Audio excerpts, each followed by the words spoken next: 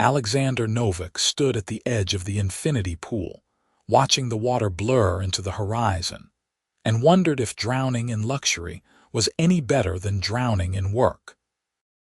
He had arrived at the Coastal Vista Resort 3 hours ago, exhausted beyond measure, his assistant having practically shoved him onto the private plane with orders not to return for at least 2 weeks. At 32, Alexander had built Novak Manufacturing from a struggling mid-sized factory into a powerhouse that produced precision components for aerospace and automotive industries across 3 continents. The company employed over 4,000 people now, and every single one of them seemed to need his decision on something yesterday. The burnout had crept up slowly, then hit him all at once. He had collapsed in his office 2 weeks ago, right in the middle of a video conference with suppliers in Germany. His doctor called it exhaustion and dehydration. His assistant, Margaret, who had worked with his father before him, called it stupidity and told him to get out of Chicago before she quit. So here he was, at an exclusive resort on the California coast, surrounded by pristine beaches and swaying palms, feeling more lost than he had in years. The resort catered to wealthy guests who valued privacy, which meant he could walk around without being recognized or bothered. Most of the other visitors were older couples or families who kept to themselves. Alexander changed into swim trunks and grabbed a towel, deciding that sitting by his suite's private terrace was too isolating. If he was going to heal, whatever that meant, he might as well do it somewhere with other human beings around. The main pool area was spacious, with plenty of lounge chairs scattered under white umbrellas. Late afternoon, sun painted everything gold. That was when he saw her. She sat alone at the far end of the pool, curled up in a lounge chair with a thick paperback book. Her dark hair was pulled into a messy bun, and she wore a simple navy blue swimsuit and an oversized white linen shirt that hung off one shoulder. She seemed completely absorbed in whatever she was reading, occasionally reaching for a glass of iced tea on the small table beside her without looking up. There was something peaceful about her presence that made Alexander pause. Most people at resorts like this were constantly on their phones or engaged in loud conversations. This woman seemed content in her solitude, unbothered by anything except the story in her hands. He selected a chair a respectful distance away, not wanting to intrude on her quiet space, and stretched out under an umbrella.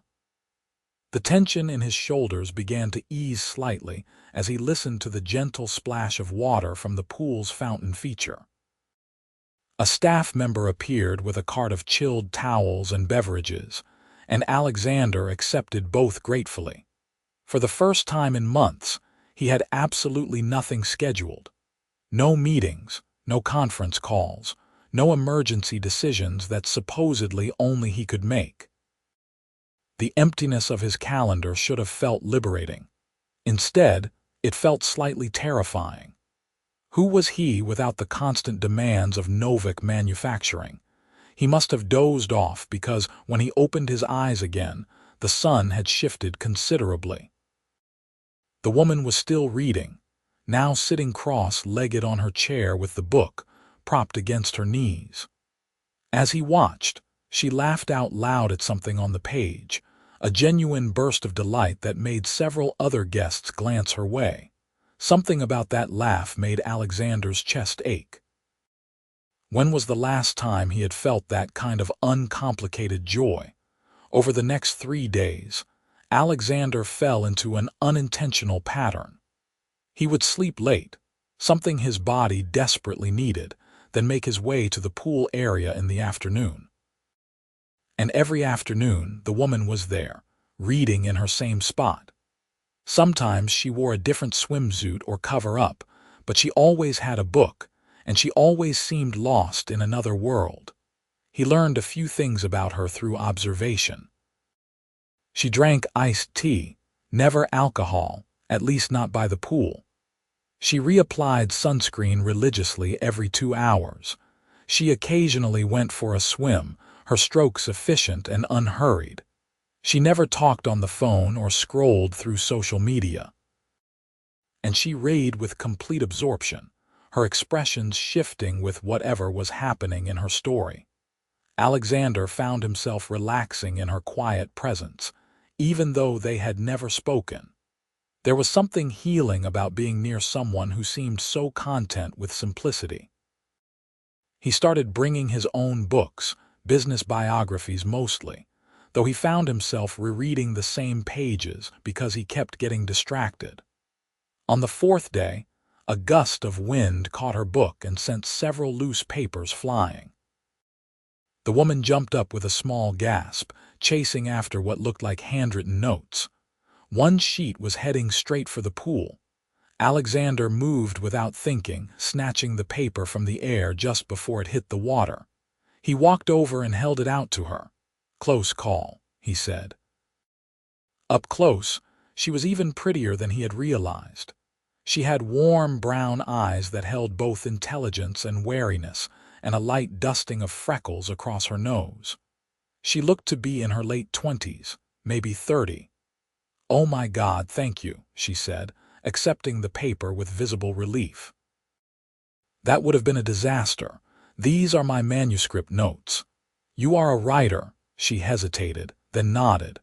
"Trying to be. I teach high school English during the year, but summers are when I actually get to work on my novel." She gestured at the thick stack of pages tucked into her book. "This is my 3rd draft. Losing any of it would have set me back considerably." "What kind of novel?" Alexander asked, genuinely curious. "Contemporary fiction." "It is about a woman who inherits her grandmother's bookstore and has to decide whether to sell it to a developer or fight to keep it running." She smiled a little sheepishly. "I know, very niche audience probably. Sounds interesting to me. I always thought bookstores had good energy." She looked at him with what might have been surprise. "Most people think I am crazy for writing about something so ordinary." "Ordinary things make the best stories usually. They are what people actually connect with." Her expression softened. "That is exactly what I think." "I am Violet, by the way. Violet Gardner. Alexander Novak. Though most people call me Alex." They shook hands and Alexander felt something shift in his chest. Her palm was warm, her grip confident. "I have seen you here the past few days," Violet said, gathering her scattered papers. "You are usually reading those intense-looking business books." Guilty. "Apparently, I do not know how to fully disconnect from work mode." "What do you do?" She settled back onto her lounge chair and gestured to the one beside hers. Alexander took it as an invitation. He sat down, choosing his words carefully. "I run a manufacturing company. We make components for various industries. It is less glamorous than it sounds." "I doubt that. Running a whole company sounds incredibly stressful." "That is an understatement." Alexander surprised himself with his honesty. "I am here because I worked myself into the ground and my body decided to object loudly." Violet's eyes filled with concern. "Collapsed at work, something like that. My assistant basically forced me onto a plane. Said if I did not take time off she would quit, and then what would I do because she is the only one who actually knows how everything runs." He smiled ruefully. She was not wrong. Smart assistant. Is it working? The time off, I mean. Do you feel better? Alexander considered the question. Honestly, I do not know. The first few days I felt completely untethered, like I did not know who I was without work consuming every moment. But being here by this pool, watching the water and reading and just existing without an agenda, it is starting to feel less terrifying. That is good, Violet said softly. Sometimes we need to remember who we are underneath all the roles we play. Is that why you are here alone, finding yourself? She laughed. that same delighted sound he had heard days ago. Nothing that philosophical. I am staying with my parents actually. They retired last year and bought a timeshare here. They like to golf and go on wine tours, which are not really my thing, so I spend my days reading and working on my manuscript. It is perfect because I get family time in the evenings but solitude during the day. That sounds like an ideal setup. It really is. She tilted her head, studying him. You look tired, Alexander, not just physically, like the exhaustion goes deeper. No one had said that to him so directly, not even Margaret. He found himself wanting to tell this near stranger everything, which was unusual. Alexander had always been private, especially about his struggles. I think I am tired of carrying everything alone, he admitted. When my father started the company, it was small enough that he knew everyone's name, could walk the factory floor and solve problems in real time. Now it is so big, spread across so many locations that every decision has massive ripple effects. I have entire departments full of smart, capable people, but somehow I still feel like if I step away, everything will collapse. Violet was quiet for a moment. Then she said, "That sounds incredibly lonely." The word hit him like a physical blow because it was true. He was lonely, had been for years, surrounded by employees and board members and business associates, but with no one who really saw him. "Yeah," he said quietly, "it is." They sat in comfortable silence after that, and Alexander felt some of the tightness in his chest ease. Violet returned to her reading, and he pulled out his own book, but found himself stealing glances at her instead. There was something grounding about her presence, something that made him feel less adrift. As the sun began to set, painting the sky in shades of orange and pink, Violet closed her book and stretched. "I should get back. My parents will want to hear about their wine tour over dinner, and I promise to show enthusiasm," she smiled. "Will you be here tomorrow?" "I think so. I am starting to enjoy the routine." "Good. It was nice talking to you, Alexander." "Alex," he said. "Please call me Alex." "Alex," she repeated, and he liked the way his name sounded in her voice. "See you tomorrow, then." He watched her gather her things and walk toward the resort building, feeling lighter than he had in months. True to pattern, Violet was at the pool the next afternoon when Alex arrived.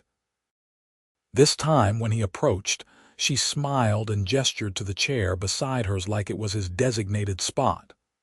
"How was the wine tour recap?" he asked as he settled in. "Enthusiastic. My parents visited 3 wineries and bought 2 cases of wine to ship home. They are having the time of their lives in retirement." Her tone was warm with affection. "That is good. Not everyone gets to enjoy that stage of life." "I know. I am really happy for them. They both worked so hard when I was growing up.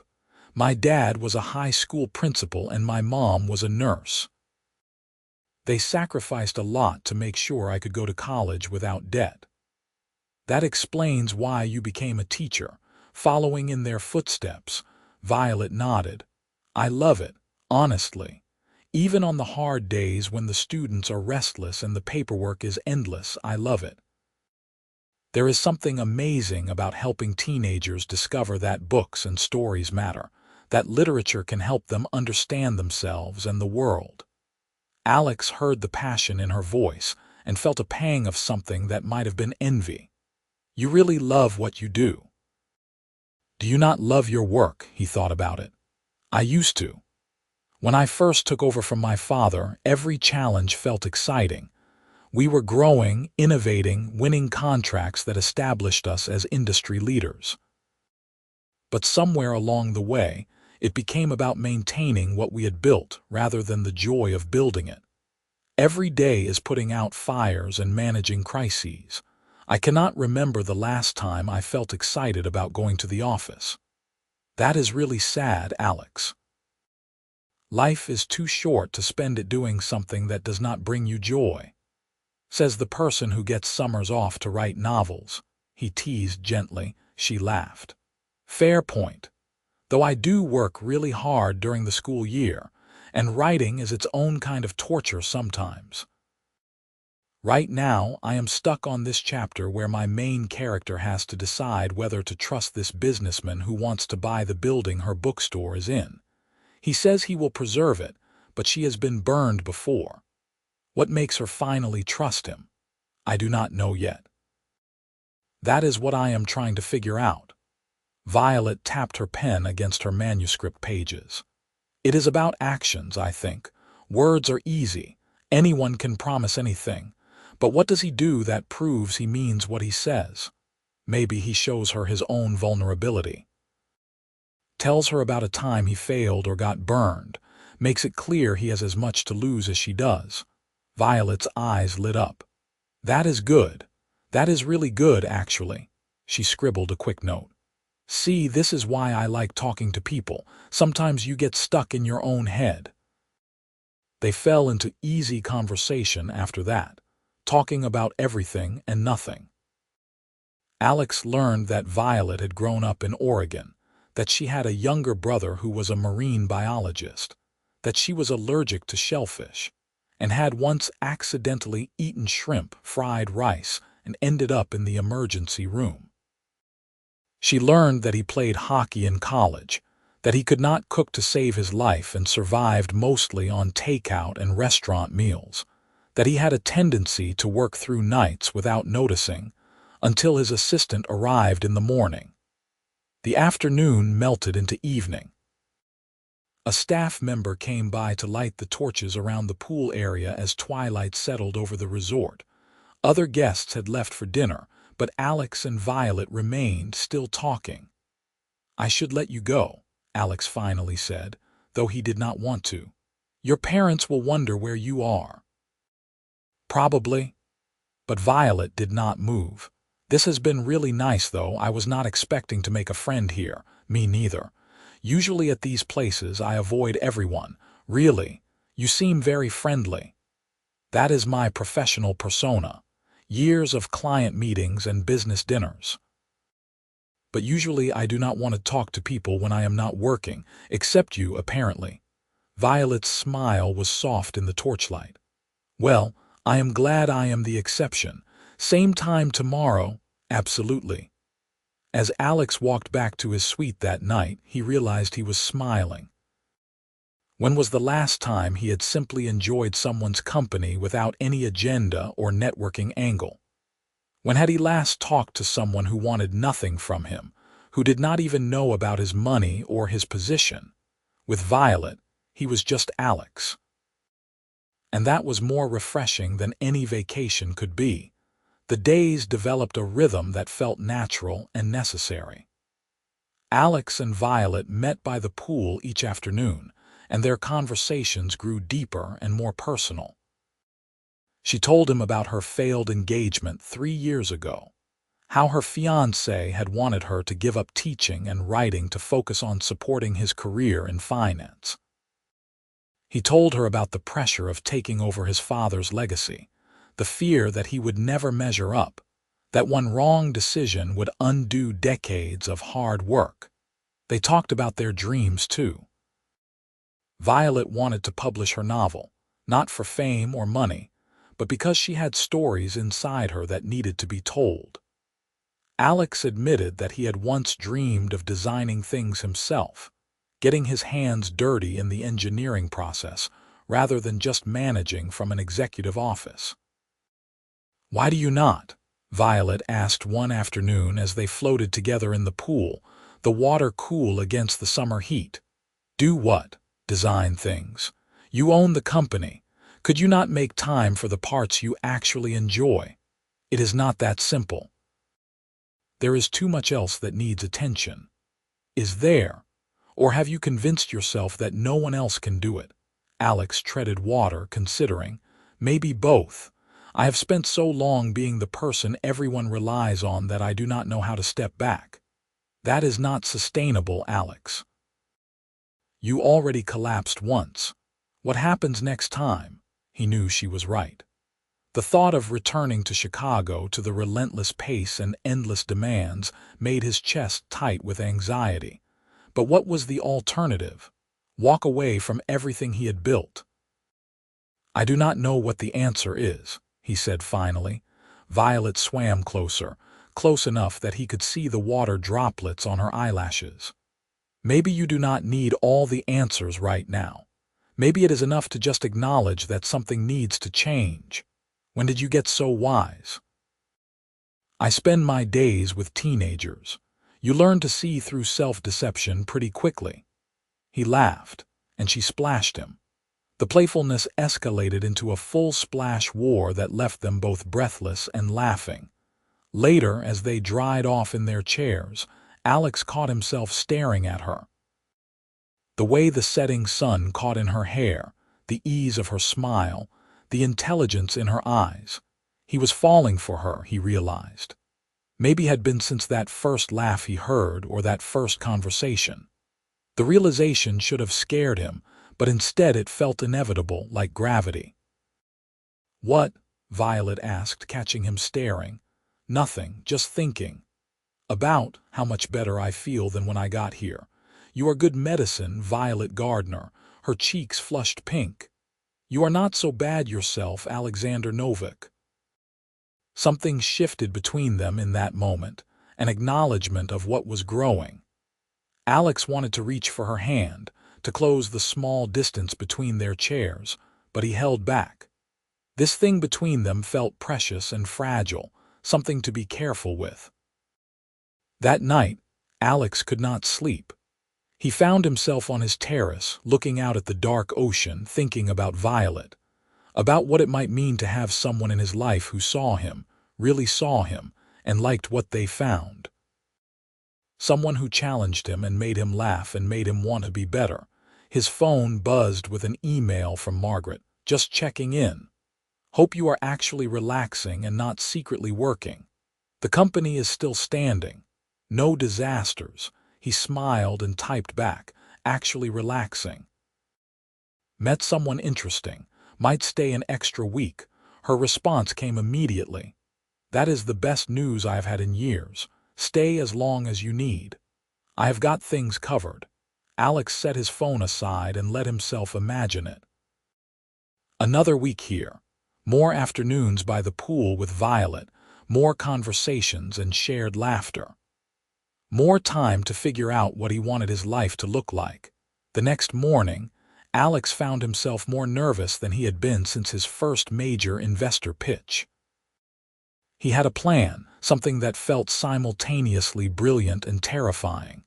He found Violet at her usual spot, already absorbed in her manuscript revisions. "Morning," he said, and she looked up with that smile that made his heart skip. "You are early today. Could not stay away." Something like that. "Listen, I know we usually just hang out here, but I was wondering if maybe you would want to have dinner with me tonight. There is that seafood restaurant on the beach, unless you do not like seafood, which I just realized I should have asked first." Violet's smile widened. "I love seafood. Well, most seafood. No shellfish because of the allergy, but fish is great." "So, is that a yes?" "That is definitely a yes." Relief flooded through him. "Great. Should we say 7? Perfect. I will tell my parents not to wait for me." Alex spent the rest of the day in a state of anticipation that reminded him of being 16. He actually cared what he wore, changing shirts 3 times before settling on a light blue button-down that Margaret had insisted he pack.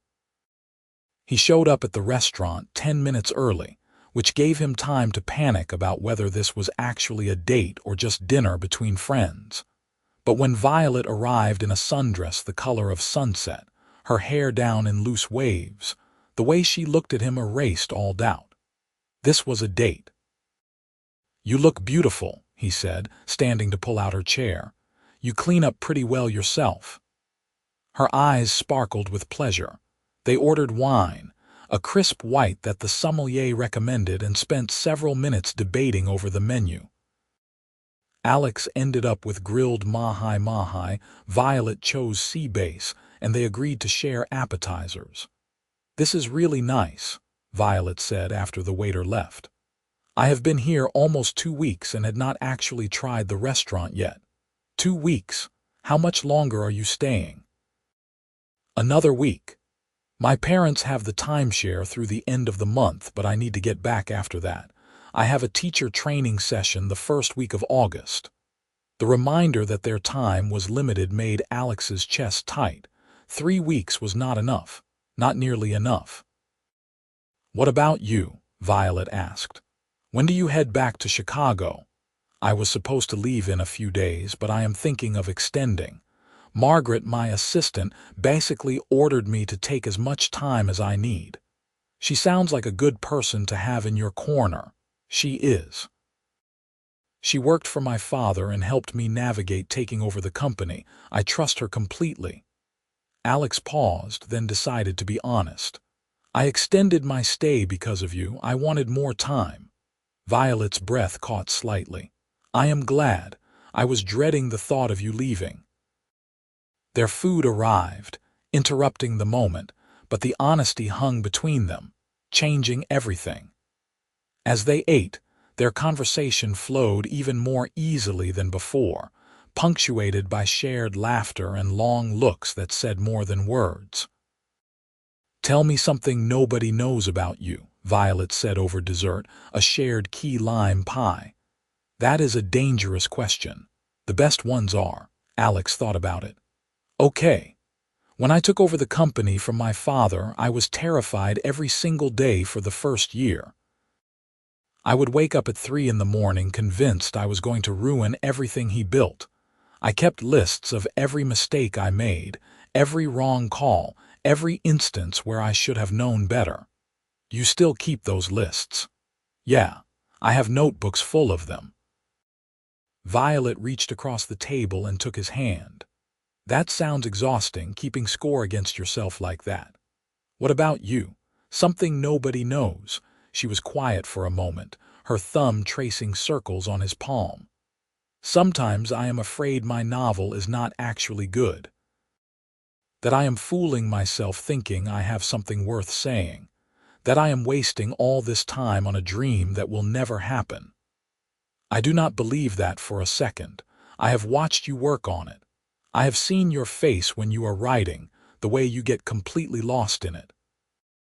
That is not delusion, that is purpose." Her eyes glistened. "Thank you for saying that. I mean it, Violet. Whatever you have been writing, it matters." They walked along the beach after dinner, shoes in hand, letting the waves wash over their feet. The resort was far enough from the city that the stars were brilliant overhead. Alex could not remember the last time he had actually looked at stars. "This feels surreal," he said. 2 weeks ago, I was in Chicago, drowning in work, convinced I had to hold everything together alone. Now I am here with you, and everything seems different. Different how? Like maybe there is a life outside of work. Like maybe I have been so focused on responsibility that I forgot about actually living." Violet stopped walking and turned to face him. The moonlight caught in her hair, making her glow.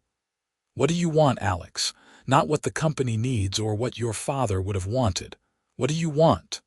No one had ever asked him that so directly. He looked at her, this woman who had somehow seen through all his defenses in a matter of days, and knew the answer. "This. You. More time to figure out who I am when I am not CEO of Novak Manufacturing. A chance to see if what I am feeling is real." "What are you feeling?" "Like I have been sleepwalking through my life and you woke me up." He stepped closer, close enough to see the flutter of her pulse at her throat. "Like I want to kiss you, but I am terrified of messing this up." Violet smiled, soft and sure. "You should probably kiss me then." So he did.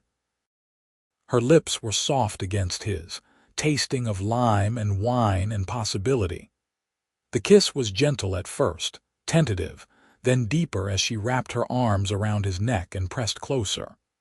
Alex felt something inside him unfold, some tightly held tension releasing. When they finally pulled apart, both breathless, Violet laughed quietly. "Well, that was worth waiting for. We have only known each other a week. Sometimes a week is enough." She took his hand, lacing their fingers together. "I do not know what happens after we both leave here, but right now, in this moment, I am really happy." "Me too." They walked back slowly, neither wanting the night to end. At the entrance to the resort building where their paths would split toward different wings, Alex pulled her close again. "Have breakfast with me tomorrow," he asked. "And lunch and dinner and every moment in between," Violet answered and kissed him again. Over the next week, Alex and Violet became inseparable. They had breakfast together on his terrace, lunch by the pool, and dinners at different restaurants around the resort. They talked for hours, learning each other in the way new lovers do, discovering preferences and histories and dreams. Violet read him chapters from her manuscript, nervous at first, then more confident as he responded with genuine enthusiasm and thoughtful questions. Alex found himself telling her about the manufacturing process, about the satisfaction of seeing raw materials transformed into precisely engineered components, and was surprised to find her genuinely interested. "You light up when you talk about the actual work," she observed one afternoon as they lounged in the pool.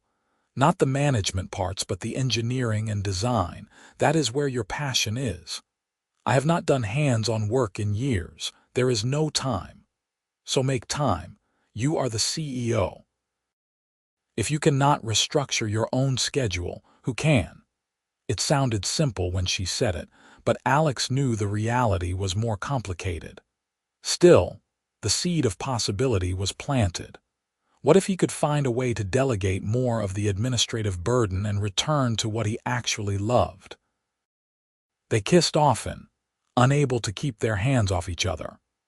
Stolen kisses between conversations, long make-out sessions in the shallow end of the pool, heated embraces against the door of his suite that left them both breathless. But they did not rush into bed, both sensing that what was between them deserved more care. "I do not want this to just be a vacation thing," Alex said one night as they lay on loungers under the stars, her head on his shoulder. "I do not want this to end when we leave here." "I do not either." "But we live in different states, Alex. I am in Oregon, you are in Chicago. How would we even make that work? People do long distance. We could visit each other, video calls, texts, whatever it takes." Violet was quiet for a long moment. "I am scared," she admitted. "My last relationship ended because he wanted me to change who I was. What if the real world changes what we have? What if once you are back in Chicago being CEO again, you realize this was just an escape?" Alex sat up, turning to face her. "Look at me. This is not an escape. You are not an escape. You are the first real thing I have felt in years. Yes, distance is complicated and the real world has pressures that this place does not, but I am willing to fight for this if you are." "I am," Violet said, her voice thick with emotion. "I really am. I am just scared of getting hurt." "So am I. But I think we are worth the risk." She kissed him then, deep and promising, and Alex felt certainty settle in his bones. Whatever challenges lay ahead, he wanted to face them with her. With only a few days left before Violet had to return to Oregon, they packed their remaining time with as much togetherness as possible. They took a boat tour of the coast, spent an entire day doing nothing but reading side by side, and had long dinners where they talked about logistics and possibilities. "I could come visit you in Chicago in September," Violet suggested. "I have a long weekend for Labor Day. And I could come to Oregon in October. Are you free for fall break?" "I think I could arrange that." They were making plans, building a framework for a future together, and it felt both thrilling and terrifying. Alex found himself making mental notes of things he wanted to show her in Chicago, places he wanted to take her, people he wanted her to meet. On Violet's second-to-last night, Alex invited her to his suite for dinner. He had arranged for the resort's private chef service to prepare a meal on his terrace, complete with wine and candles and the sound of waves crashing below. "This is beautiful," Violet breathed, taking in the setup. "You did not have to do all this. I wanted to. I wanted one perfect evening before reality intrudes." He pulled out her chair, then sat across from her. "I also wanted to be honest with you about something." Her expression turned wary. "That sounds ominous." "No, nothing bad, I hope, but I have not been completely forthcoming about my company." He took a breath, steadying himself. "Novak Manufacturing is not just successful, it is very successful. The company is worth about $800 million. I am not just comfortable, Violet, I am wealthy. Very wealthy." He watched her process this information, saw surprise flicker across her face followed by confusion. "Why are you telling me this now?" "Because I did not want you to feel like I hid it from you. And because once we leave here and start navigating real life together, you are going to figure it out anyway. I fly private. I have a penthouse in Chicago and a place in Aspen. I have people who handle most aspects of my life. And I wanted you to hear it from me in context, not stumble across it and wonder what else I had not told you." Violet was quiet for a long moment, and Alex felt his heart hammering. This was the moment everything could fall apart. She could feel deceived, could decide he was too different from her world, could walk away. Instead, she said, "Are you happy?" "What? Are you happy? With all that money and success and private planes? Because you did not seem happy when you got here, you seemed lost." "I was lost. I have been lost for a while." He reached across the table for her hand. "But these past 2 weeks with you, I have felt more like myself than I have in years. The money does not define me, Violet. It is just what I have. It is not who I am." "I know that." She squeezed his hand. "I have seen who you are. You are kind and thoughtful, and you actually listen when people talk. You are passionate about creating things, and you care deeply even when it exhausts you. That is who you are. The money is just circumstance." Relief flooded through him. "So you are not upset?" "Maybe a little that you waited this long to tell me. But I understand why you did. People must treat you differently when they know. Always. It is either intimidation or people wanting something. You are the first person in forever who just wanted my company." "Well, you have pretty good company to offer." She smiled, then turned more serious. "I am not going to pretend the money does not change things. It creates a pretty significant difference in our lifestyles. But if you are willing to navigate that with me, I am willing to try. I am willing to navigate anything with you." They spent the rest of the evening talking through what his lifestyle actually meant, the practicalities and complications. Violet was honest about her concerns, about feeling out of place in his world, about whether she could maintain her independence. Alex was honest about his fears too, about whether he could truly change his relationship with work, about whether he could be the partner she deserved. But through all the concerns and fears, one truth remained clear. They wanted to try. What they had found together was too rare, too real to let circumstance destroy it. Later that night, after dinner and wine and hours of conversation, Violet stood to leave. But at the door she turned back to him. "Ask me to stay," she said quietly. "Stay." His voice was rough with wanting. "Please stay." She closed the distance between them, and this time when they kissed, there was no hesitation.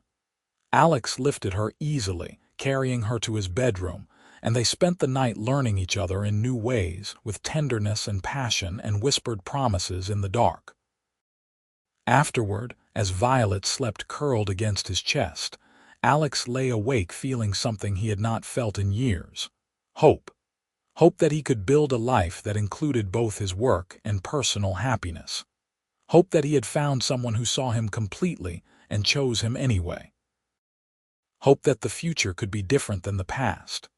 The next morning, Violet's last full day at the resort. They spent mostly in bed, ordering room service and talking and making love with the kind of intensity that comes from knowing time is short. But eventually they forced themselves to get up and spend time by the pool one last time, a return to where everything had started. "I am going to miss this," Violet said, gesturing at the water, the sun, the space where they had first connected. "Not just the resort, but this feeling. Like the world has not intruded yet. We will create that feeling wherever we are," Alex promised. "It is not about the place, it is about us." "When do you leave?" 2 days after you.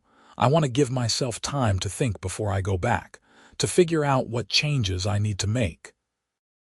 "Are you going to be okay, going back to all that pressure?" "I think so. Because now I have a reason to set boundaries. I want time for us, Violet. I want weekends and evenings and the ability to drop everything to fly out and see you. I cannot do that if I am working 80-hour weeks." "That is going to be hard for people to accept. You said yourself everyone depends on you." "Then they will have to learn to depend on themselves more, or I will hire people who can share the load. Margaret has been telling me for years I need to build out my executive team more." "Maybe it is time I listened." Violet smiled, pride evident in her expression. "Look at you making healthy life choices. Do not give me too much credit yet. I have not actually implemented any of this. But you will. Because you are stubborn and determined, and once you commit to something, you follow through." That night, they had dinner with Violet's parents, Bob and Patricia Gardner. Alex was nervous, which was ridiculous given he regularly presented to boards of directors and negotiated with industry titans.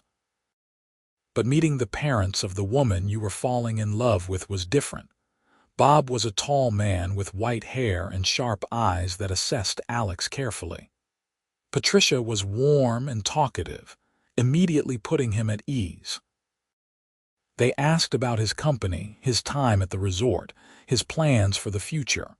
They were clearly protective of their daughter but not hostile. "Violet tells us you have been good for each other," Patricia said over dessert. "That you both needed this time to reset." "Your daughter has probably saved my life, honestly," Alex said. "Or at least my sanity.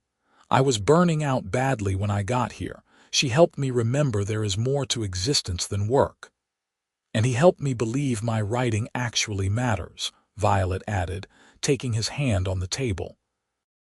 "He has been incredibly supportive." Bob studied them both, then nodded. "Long distance is hard, especially when you are in different phases of life. Are you both prepared for that challenge?" "We are going to try our best," Alex said. "I care about your daughter very much." "I know 2 weeks is not long, but sometimes you just know." "I knew I wanted to marry Patricia after 1 week," Bob said, surprising everyone. "When you know, you know. Just make sure you put in the work to back up that feeling." "We will," Violet promised. The evening ended with hugs and promises to stay in touch. As Alex walked Violet back to her room, she leaned into him with a contented sigh. "They liked you. My dad does not open up like that to just anyone." "I liked them too. You are lucky to have parents who care so much." "I know." She stopped at her door, turning to face him. "This is our last night for a while. Come in." He did, and they spent the final hours of her trip wrapped up in each other, memorizing touches and kisses, making promises about visits and phone calls, and staying connected despite the distance. In the morning, Alex helped her pack and carried her bags to her parents' rental car. The goodbye was harder than he expected. Violet clung to him, her face pressed against his chest. 2 weeks until you visit Chicago," she reminded him, voice muffled. "I already have the flights booked. And I am going to call you tonight and tomorrow and every day until then." She pulled back, eyes bright with unshed tears. "I really like you, Alexander Novak." "I really like you too, Violet Gardner. More than like, actually. Me too, more than like." She kissed him one last time, then forced herself to step away and get in the car. Alex stood in the resort driveway and watched them drive away, feeling like a part of himself was leaving. But underneath, the sadness was certainty. This was not an ending. It was the beginning of something real. He spent his remaining 2 days at the resort reflecting and planning. He made lists of changes he needed to implement at Novak Manufacturing. He researched executive coaches and management consultants who could help him restructure his role. He blocked out time in his calendar for personal life, making it as inviolate as any business meeting, and he thought about Violet constantly. Her laugh, her intelligence, the way she challenged him to be better. He missed her with an intensity that might have scared him if it did not also feel so right. By the time Alex boarded his plane back to Chicago, he felt ready. Not for everything to be easy, but to do the hard work of changing his life. For himself, but also for the future he wanted to build with Violet. Margaret picked him up from the airport, taking one look at him and breaking into a huge smile. "You look human again, and you are glowing. What happened at that resort? I met someone." "Her name is Violet. She is a teacher and writer, and she is incredible." "Well, thank God. I was beginning to think you would work yourself to death before you figured out there is more to life." Margaret pulled into traffic, navigating expertly. "Tell me everything." So he did, the whole story spilling out as they drove through familiar Chicago streets. Margaret listened without interrupting, nodding occasionally. "I am happy for you, Alex. Truly. And I am glad you are planning to make changes here. The company has gotten too dependent on you for everything. It is not healthy for you or for the business long term. I know. I am going to need your help implementing a lot of this. You have it. Whatever you need." The next morning, Alex walked into Novak Manufacturing headquarters with new resolve. He called a meeting with his senior leadership team and laid out his vision. More delegation, clearer areas of responsibility, trust in their expertise. Some people were resistant, worried about what this meant for the company culture.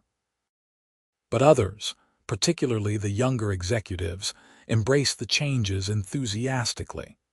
"We can handle more," his chief operating officer, Jennifer, assured him. "We have wanted more autonomy for a while. We just did not know how to ask for it without seeming like we were challenging you. I am asking you to challenge me. Push back when I micromanage. Tell me when I am doing things that should be handled at a lower level. Help me create a company that can thrive whether I am in the building or not." It was not an overnight transformation. Old habits died hard, and Alex caught himself falling into micromanagement patterns repeatedly over the next weeks. But each time he consciously stepped back, trusting his team to handle things. And every evening, no matter how late, he called Violet. They talked for hours, sharing their days, making each other laugh, maintaining the connection they had built.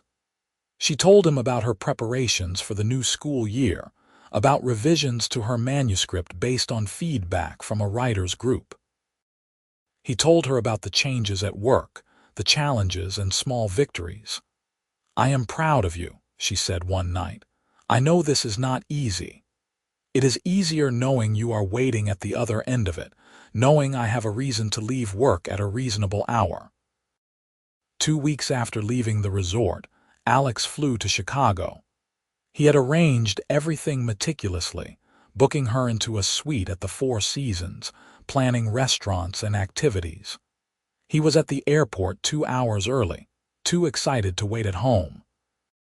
When Violet emerged from the arrivals gate scanning the crowd, Alex felt his heart leap. She spotted him and broke into a run, throwing herself into his arms.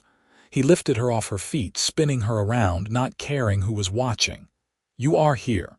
You are actually here." "I missed you so much," she said, kissing him enthusiastically. 2 weeks felt like forever. He drove her to the hotel first, letting her settle in and change after her flight. Then he took her on a tour of Chicago, showing her the city through his eyes. They walked along the Riverwalk, had deep dish pizza at his favorite spot, and caught sunset from the observation deck of Willis Tower. "It is different than I imagined," Violet said, looking out over the sprawling city. "More beautiful. Wait until you see it at night. The skyline is incredible." That evening, he took her to Alinea, one of Chicago's most celebrated restaurants. Over the course of 3 hours and multiple innovative courses, they talked and laughed and fell deeper into each other. Alex kept catching himself just watching her, memorizing the way the candlelight played across her face, the sound of her voice in this new context. "What?" she asked, catching him staring for the third time. "I am just really happy. I was worried that outside the resort, without the bubble we had there, it might feel different. But it does not. It feels even better because this is real life." "It does feel different, though," Violet said thoughtfully. "Here I can see your world. The private car, the exclusive restaurant, the ease with which you move through expensive spaces. It is a lot. Is it too much? I do not know yet. Maybe ask me again at the end of the weekend." She squeezed his hand. "I do not want to lose myself trying to fit into your world, Alex." "I do not want that either. I fell in love with who you are, not some modified version that fits my lifestyle." Violet's eyes went wide. "You love me." Alex felt his heart stutter. He had not meant to say it quite like that, so casually, but there it was. "Yes, I do. I love you, Violet. We have only known each other a month. I know. If it is too soon, I understand. But I could not take it back even if I wanted to, and I do not want to." Violet was quiet for a long moment, emotions playing across her face. Then she smiled, brilliant and sure. "I love you too. I have for at least a week, but I was afraid to say it." They kissed across the table, oblivious to the other diners and the staff and anything except each other. When they finally pulled apart, both were grinning like idiots. "So that is good then," Alex said, and Violet laughed. "Yeah. That is really good." The rest of the weekend was a blur of happiness.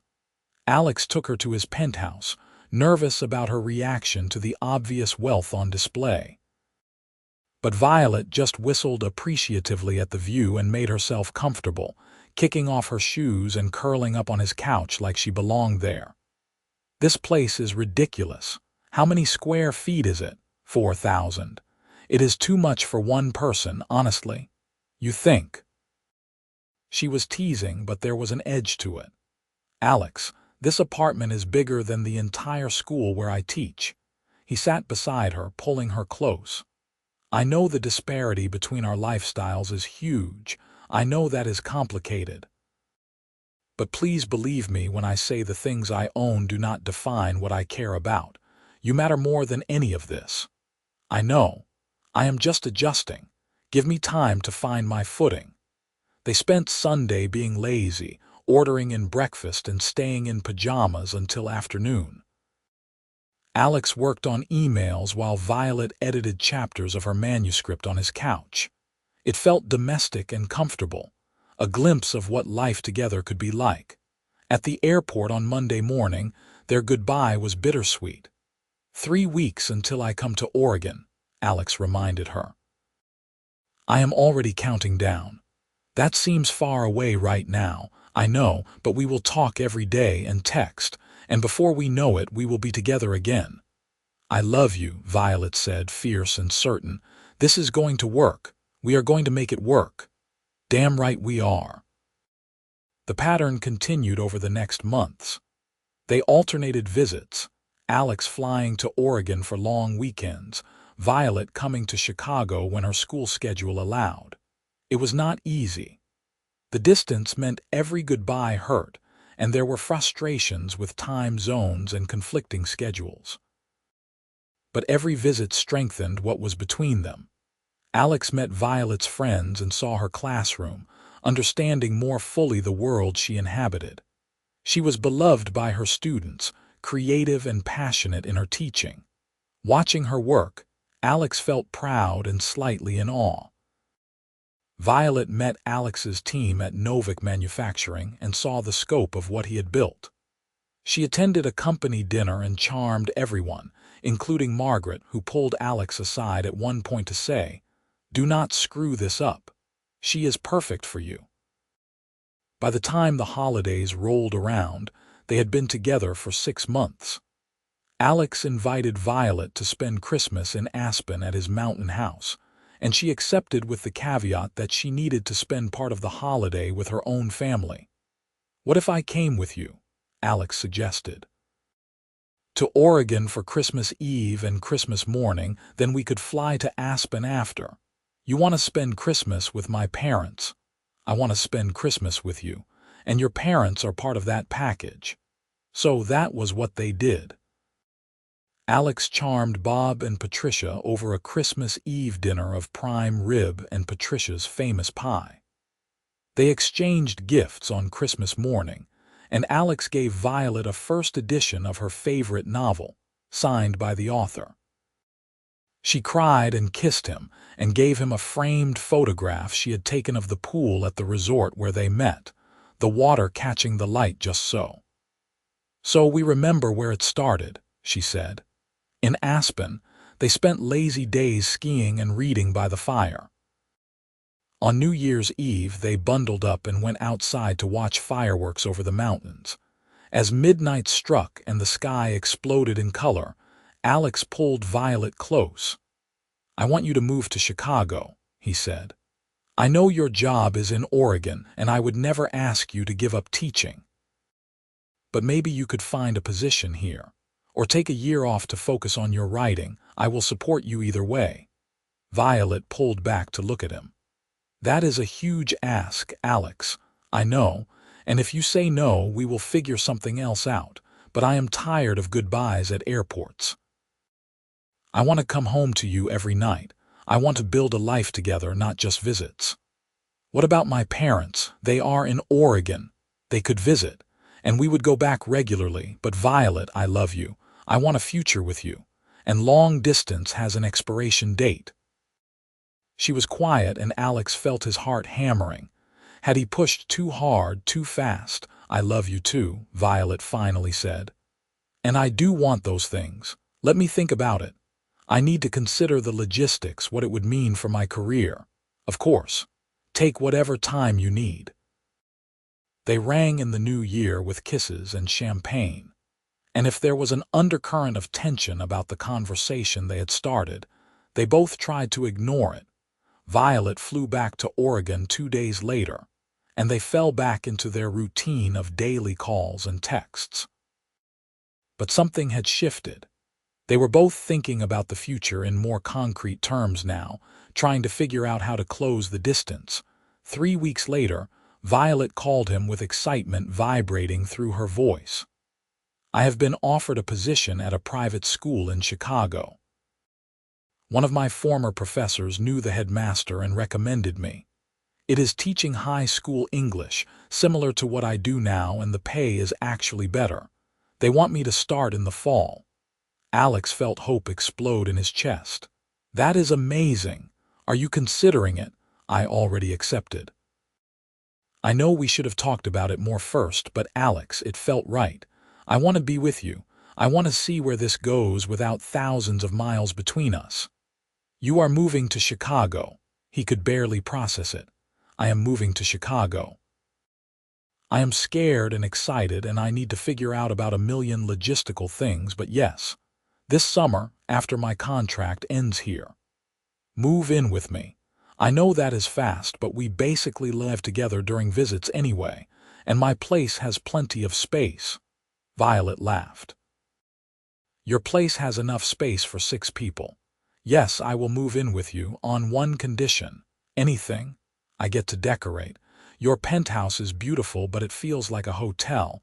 I want to make it feel like a home." "Deal. You can do whatever you want with it." They spent the next months planning her move. Alex flew to Oregon to help her pack, met with the headmaster of her new school to make sure she had everything she needed, and generally tried to make the transition as smooth as possible. Violet gave notice at her school, said tearful goodbyes to students and colleagues, and prepared for the biggest change of her life. In June, a moving truck carried her belongings to Chicago. Violet arrived with suitcases and boxes and nervous excitement written all over her face. Alex met her at the penthouse, which he had cleared space in, making room for her to truly move in rather than just visit. "Welcome home," he said as she walked through the door. Violet looked around, then at him, then burst into tears. "I am so happy and so terrified." He held her while she cried, understanding completely. This was huge and scary and wonderful all at once. Over the next weeks, they found their rhythm as actual roommates rather than long-distance partners. There were adjustments. Violet was messy in ways that drove Alex crazy, leaving books and coffee mugs everywhere. Alex worked late more than he meant to, falling into old patterns. They had their first real fight about dishes left in the sink, which turned into a bigger conversation about respect and consideration and sharing space. But they figured it out, learning to communicate and compromise. Violet did redecorate, adding warmth and color and life to the sleek penthouse. She set up a writing space in the second bedroom, claiming it as her own. Alex made sure to be home for dinner most nights, protecting their time together. In August, just before Violet started her new teaching position, Alex took her to the resort in California where they had met. They had not been back since that first summer, and walking into the place felt surreal and perfect. "I cannot believe it has only been a year," Violet said as they stood by the pool, the same pool where it all started. "It feels like we have lived multiple lifetimes together." A good year, though, the best year. That evening, Alex led her down to the beach after dinner. He had arranged for a private setup, lanterns lighting a path to a blanket spread on the sand with champagne chilling nearby. The sun was setting, painting everything gold and pink. "This is beautiful," Violet said, taking it all in. "What is the occasion?" "No occasion, just wanted to do something special." He took her hands, suddenly more nervous than he had been for any business presentation. "Actually, that is a lie. There is definitely an occasion." "Alex." He got down on one knee, and Violet's hands flew to her mouth. "Violet Gardner, a year ago you were sitting by that pool reading a book, and I was a burned-out CEO who had forgotten how to live. You healed me. You showed me that there is more to life than work, that being vulnerable is not weakness, that love is worth fighting for. You challenge me and support me and make me laugh even on the hardest days. I cannot imagine my life without you in it." He pulled out the ring he had been carrying for weeks, a sapphire surrounded by diamonds. "Will you marry me?" Violet was crying, nodding before he finished the question. "Yes, yes, absolutely yes." He slipped the ring on her finger and stood, lifting her in his arms and spinning her around while she laughed and cried and kissed him. They collapsed onto the blanket, wrapped up in each other, watching the sunset and talking about forever. They got married the following summer, 2 years after they first met. The ceremony was at the resort, by the pool, with close friends and family in attendance. Violet wore a simple white dress that made her look like something out of a dream. Alex could barely get through his vows without his voice breaking. Patricia and Bob cried through the entire ceremony. Margaret gave a toast at the reception that was equal parts heartfelt and hilarious, talking about how worried she had been about Alex until he met Violet. Violet's brother made a speech about how happy he was that his sister had found someone who loved her exactly as she was. During their first dance, Violet looked up at Alex with eyes full of love and mischief. "So we really did this. We really did. You are stuck with me now. Good." I plan on keeping you for a very long time."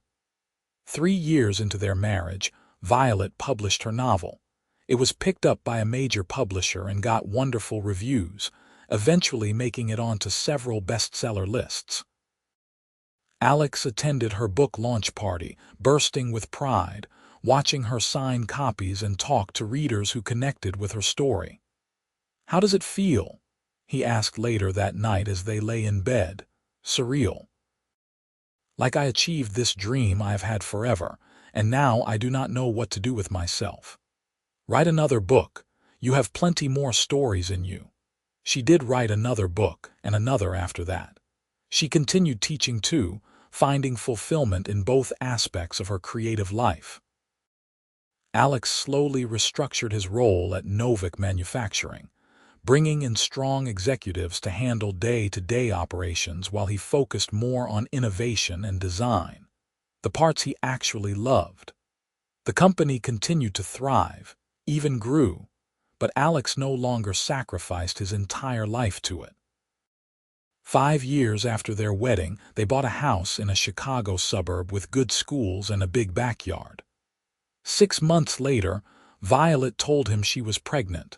Their daughter, Emma, was born on a snowy February day. She had Violet's eyes and Alex's stubborn chin and a personality that emerged immediately. Alex held her in the hospital, this tiny perfect person, and felt his heart expand in ways he had not known were possible. "We made a human," he said wonderingly. "We really did, and she is perfect." Watching Violet with their daughter, seeing her read stories and sing lullabies and navigate motherhood with the same grace she brought to everything, Alex fell in love with her all over again. Their son, James, came 2 years later. He was calmer than Emma, more thoughtful, but with the same bright curiosity. Their house filled with noise and toys and laughter and chaos, and Alex loved every exhausting moment of it. On their 10th anniversary, they returned to the resort in California, leaving the kids with Patricia and Bob for a long weekend. They sat by the pool, older now but still completely in love, watching the water and remembering. "Do you ever regret it?" Violet asked. "Giving up your privacy for a family, restructuring your whole life? Not for a single second. You and the kids are the best thing that ever happened to me. The company is just what I do. You are who I am." "That is a good answer." She leaned over to kiss him. "Though I reserve the right to remind you of that when Emma is a teenager and we want to kill each other." "Fair enough." They spent the weekend relaxing and reconnecting, remembering why they fell in love in the first place. On their last evening, they walked along the beach just as they had on their first date, and Alex marveled at how much life they had built together. "Thank you," he said. "For what?" "For reading by that pool. For talking to me when I was lost. For taking a chance on a burned-out CEO who did not know how to live. For moving across the country and building this life with me. For everything." Violet stopped walking and pulled him close. "Thank you for seeing me, for supporting my dreams, for being an amazing husband and father. For proving that love stories can be real and lasting and better than anything I could write." They kissed there on the beach as the sun set, 10 years into their journey together and looking forward to decades more. Life was not perfect. They still fought about dishes and work schedules and whose turn it was to handle bedtime. But they had built something real and lasting, rooted in trust and respect and genuine love. Alexander Novak had come to the coastal Vista resort to heal from burnout and exhaustion. What he found instead was a woman reading by a pool who would become his wife, his partner, his whole heart. She had healed him in ways deeper than rest ever could, showing him that life was meant to be lived fully, not just survived. And Violet had found someone who valued her exactly as she was, who supported her dreams while building his own, who showed her that love did not require sacrifice of self, but rather celebration of it.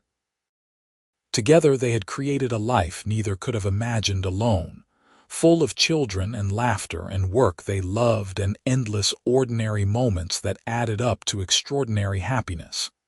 Years later, when Emma asked how they met, Alex and Violet would look at each other and smile. "Your mother was reading by a pool," Alex would say. "And your father looked like he needed someone to talk to," Violet would add. "And we just started talking and never really stopped," they would finish together. It was the truest story either of them knew. One chance meeting by a summer pool had changed everything, proving that sometimes the best things in life happen when you are not looking for them, when you are simply present and open to possibility. Their love story was not about grand gestures or dramatic declarations, though those had their moments too. It was about showing up every day, choosing each other repeatedly, building a life one conversation and one decision and one moment of connection at a time. And that, they both agreed, was the best kind of love story there was.